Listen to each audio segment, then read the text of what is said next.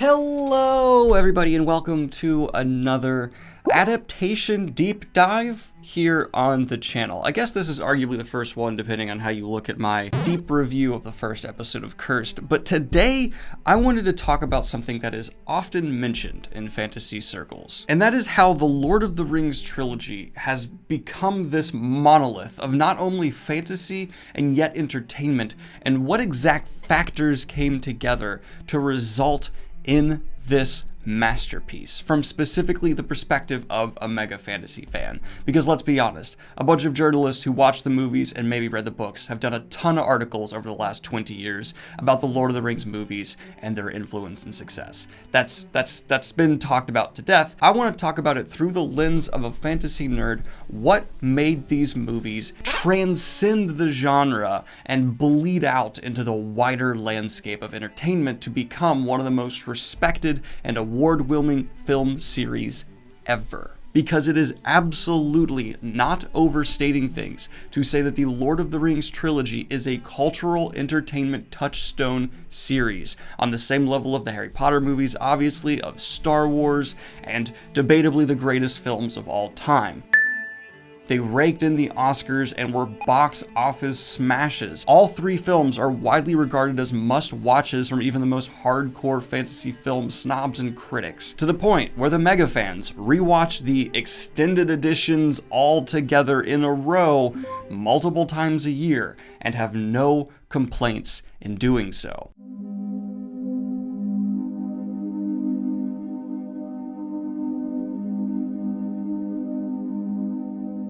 Now, I'm not going to go on this long tangent saying they're the perfect films. Obviously not. For certain tastes, they're probably paced a bit too slowly, and there's definitely some things cut and changed from the books that diehard Tolkien fans would want back. A lot of these subjective debates could happen. More objectively in that territory, there's certain CG shots that have not held up stupendously to the test of time. But overall, for their age, which is now going on 20 years, the Lord of the Rings films are a masterclass example to this day to point to of how to adapt a fantasy epic and do it properly. But how did that come to be? What factors came into play that allowed this to occur? Well, there's some pretty obvious things, right? The budget was pretty large, and they utilized that budget extremely well. Now, on top of that, something I'd like to point out that I think is really important here is the time in which the Lord of the Rings was created. This was an era where if you put a lot of love and effort and certain tricks into your CG, you could make it look pretty darn good. Not flawless, and as a result, the CG within Lord of the Rings, the pure CG shots, don't look phenomenal now. They still hold up, they're just not perfect. But there's also still a very strong usage of miniatures going on within Lord of the Rings, and they look pretty top of the line. At no point do these miniatures look too small or scaled incorrectly. Peter Jackson, as a director, made the great choice of blending practical and CG effects throughout, and it achieves a similar level of success as we see with the Star Wars movies, which did the same thing back in their day. Granted, the Star Wars movies are older, so they don't hold up as well as I'm sure 30 more years from now, when we look back and watch Lord of the Rings, some of the effects will look more quaint. But 20 years on, which is an extreme amount of time for visual effects, many generations of technology used to create CG graphics coming through, really, it's not that bad what you'd think it would be. Certainly a lot better than many of the effects you see in contemporary fantasy films at the time. And so I heavily commend Peter Jackson for his choice to rely on practical and real effects whenever possible. The most clear clashing example of this, just pull up on your computer some of the most egregious green screen shots within the Star Wars prequel trilogy, which came out around the same time, versus the VFX shots within the Lord of the Rings. I know this sounds shallow. The visuals of a movie don't make a movie, but they do play a huge part when it comes to immersion, especially for getting into the wider audience outside of fantasy. And that's actually where I want to segue in from here.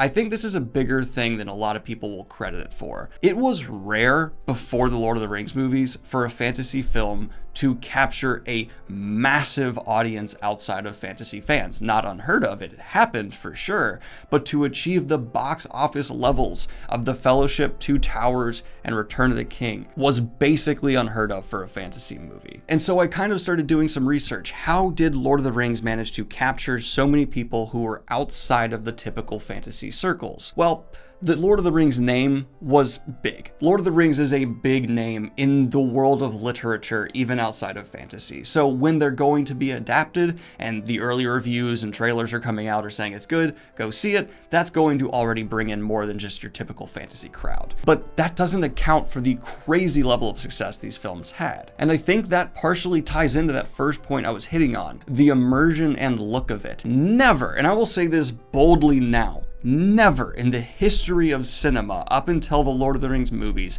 had there been as immersive a fantasy landscape brought to the camera. Full stop. This movie does not feel like Earth. It feels like New Zealand with Middle-earth layovers. The choice to film in New Zealand and use the type of cinematography Peter Jackson did, these grand sweeping shots, this showing off of the landscape, really building the look and feel of Middle-earth, was maybe Peter Jackson's most intelligent decision of the entire series, and he made nothing but pretty much good choices from beginning to end. Many fantasy movies up until this point were kind of constricted on what they would show. It was very common to just see like the King's Lair and a random forest that just looks like the woods in your backyard, a couple VFX shots to establish castles, maybe some, oh, there's a coastline with waves. But it was definitely not typical to see these grand sweeping mountainscapes transcending into this fully realized Mordor, transition over to a completely realized Rivendell and Rohan and Gondor. These didn't feel like small sets, they felt like countries with cities in them. There's a lot of these smaller details as well, and so you have the macro to the micro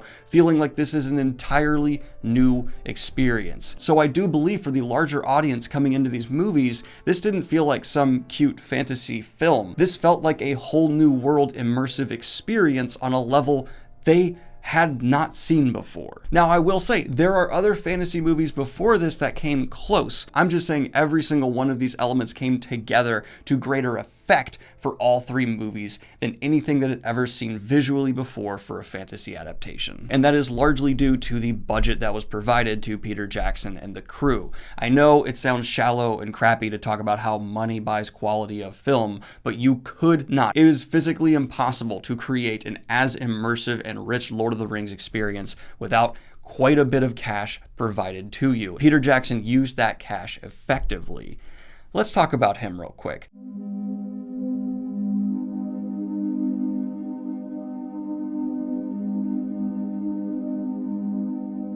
Peter Jackson, people don't talk about this anymore because he's just known as like the grand epic guy. That's why he continues to do like King Kongs and things like this. But before Lord of the Rings, Peter Jackson was not the big epic fantasy guy. He didn't have major successes. In fact, this is almost kind of like an echo of what Marvel does occasionally, where they'll bring in some indie director to helm a like hundreds of millions of dollar project, and usually it works out for them pretty well. The obvious examples being like what was done with Thor Ragnarok with Taika Waititi. Taika Waititi was not a household name, and then they handed him the Thor franchise, and he did a very good job. It feels very similar to what happened with Peter Jackson. He was not a top-of-the-line Spielberg-level director, but he was handed Lord of the Rings. There's a lot of different reasons why this seems to work out fairly often when it's done for these smaller up-and-coming directors. Maybe it's because they know this is their big shot to prove themselves. Peter Jackson was a big fan of Lord of the Rings. He really campaigned to get this done. But once he had this project, you can tell it was his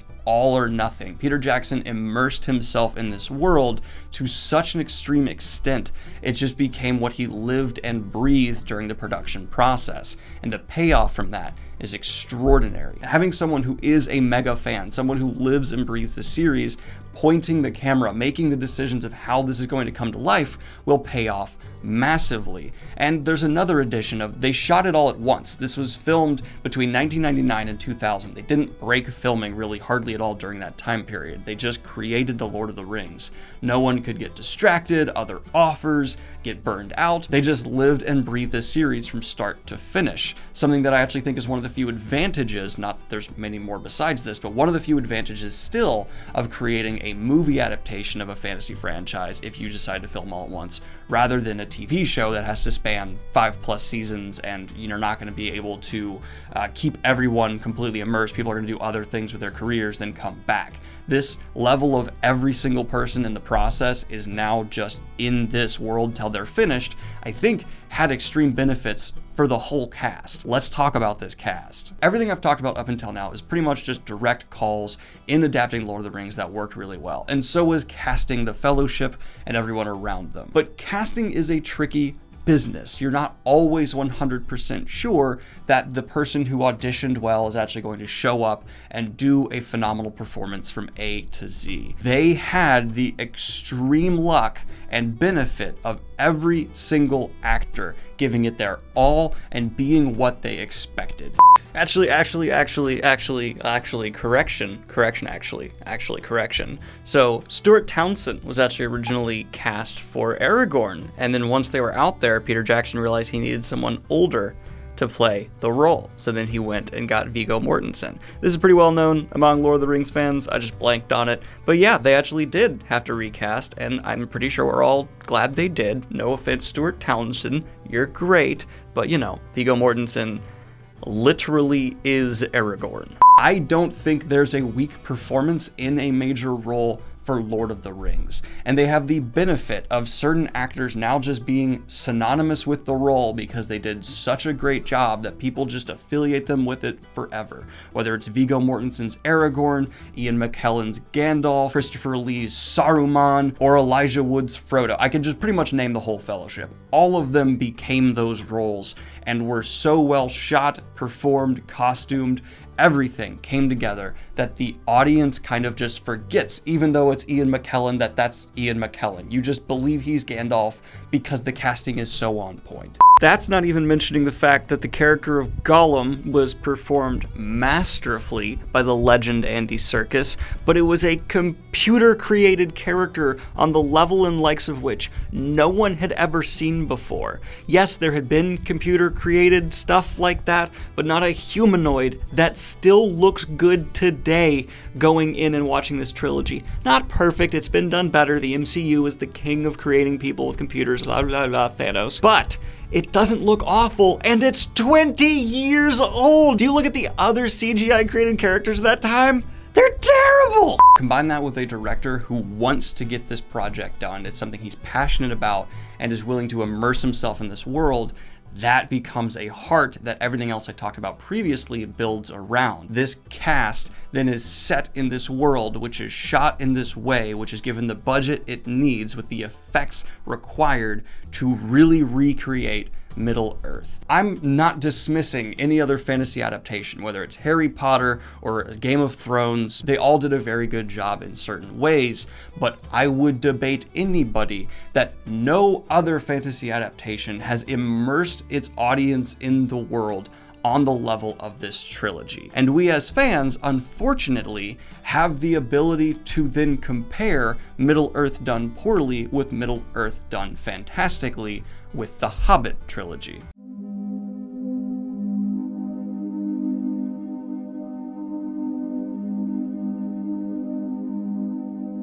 I don't think the Hobbit movies are as bad as some people will say online. Yes, there are horrendous choices like a forced-in romance subplot that even the actors involved did not want, and some over-the-top goofy silliness and CG that holds up worse than the movies that were made over a decade prior. But there also is this lack of immersion, which doesn't make any sense. Why, when you watch the Hobbit movies, do you not feel as present in the world being painted. I think it comes down to many of the reasons I pointed out here in contrast with the Lord of the Rings trilogy. The Hobbit trilogy has an over-reliance on completely computer effects instead of practical, actual makeup or landscapes, and because technology is not perfect and the human eye will always be able to pick up even uncanny valley level effects, it does not pull in the audience in the same way. There are more just completely, this is a computer, you are watching shots and your brain knows it, than there are in those original Lord of the Rings movies. There's also greater betrayal of the source material, so you don't have that avid fan base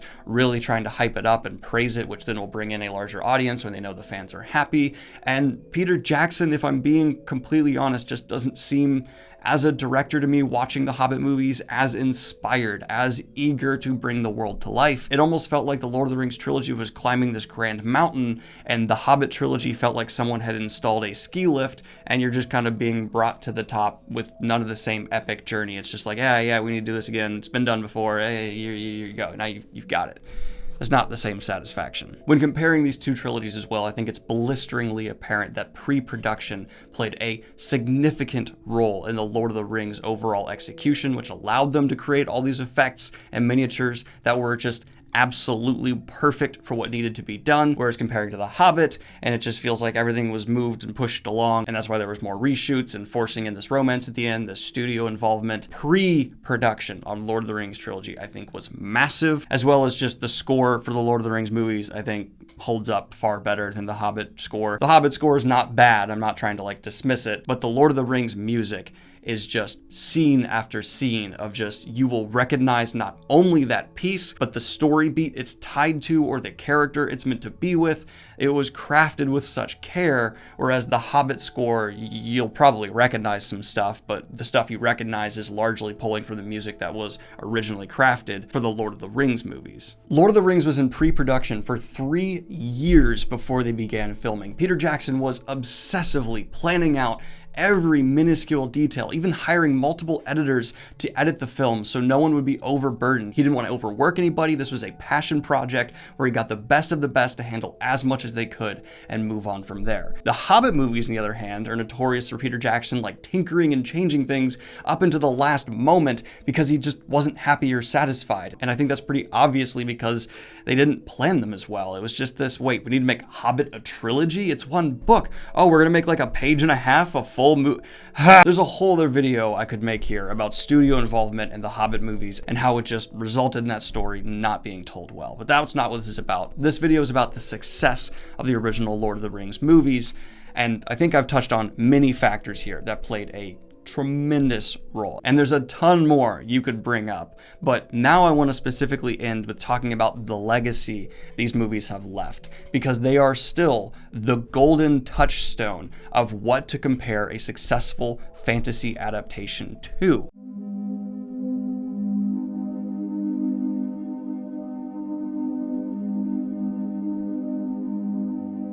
This is a trilogy that's compared not to other fantasy films, but to the Godfather trilogy, in terms of just quality from beginning to end, a level of filmmaking for a specific genre that is yet to be matched, and just a true to form, almost everyone is happy now fantasy adaptation. And do you know how rare that is to make the fans happy? Every actor involved seems to beam with pride decades later after being asked, I'm sure, a million questions still whenever this trilogy and their involvement is brought up. Cate Blanchett, Ian McKellen, Viggo Mortensen, Elijah Wood, they all just seem ecstatic decades literally later to talk about their time making these icons of cinema. If you are somehow someone who watches my channel and has not rewatched the Lord of the Rings trilogy in the last 5 years, do so, because actually this is dead serious. Your at-home TV is probably upgraded to a better, picture quality in the last 5 years, and if you have the Blu-ray HD whatever box set and you play them, it still looks great. It still looks amazing. Every shot is just beautiful. It's so nice. And just try and pay attention to another aspect of these films you haven't before, whether it's the score, specific performances, the effects, all the trick angle shots Peter Jackson did to make the hobbits look so small, which is something that's still bends and breaks my mind. Because I will maintain that the Lord of the Rings trilogy has aged like fine wine and will continue to do so indefinitely because of the love, care, and heart at the center of it, whereas many others will fail to. I would say Harry Potter was on that trajectory until the author shot her fan base in the chest. Sorry about this. No matter what is in the future for the Lord of the Rings franchise, depending on how good this upcoming TV show is going to be, nothing can take away the quality of these films. And it seems like there is almost no momentum to try and touch them because everyone is aware this was a passion project for everyone involved and the payoff was perfect. Maybe we'll get like an 8K upscaling somehow, but I doubt anything else beyond that. And I am very, very content to sit in my Hobbit hole and just rewatch them every now and then and enjoy the cinematic experience of Middle-earth. But this has just been my nerd gushing over the Lord of the Rings adaptations. It's so much fun to talk about, and I realized I didn't have a single video on my channel talking about the Lord of the Rings movies. It was something I wanted to come back to and touch on. Let me know if there were any factors you thought made these films as good as they are in the comments down below, or do you disagree with me? Do you think the Lord of the Rings movies are not as good as people say? Let me know why in the comments down below. Like and subscribe if you have not already. Hit the Patreon if you want to support what I do here. And have a good one, y'all. Peace! And of course, I'd like to record a special shout out to my latest high tier Patreons, Catalytic Potato, Andrew Nelson, and Mouse Bacchus 4184.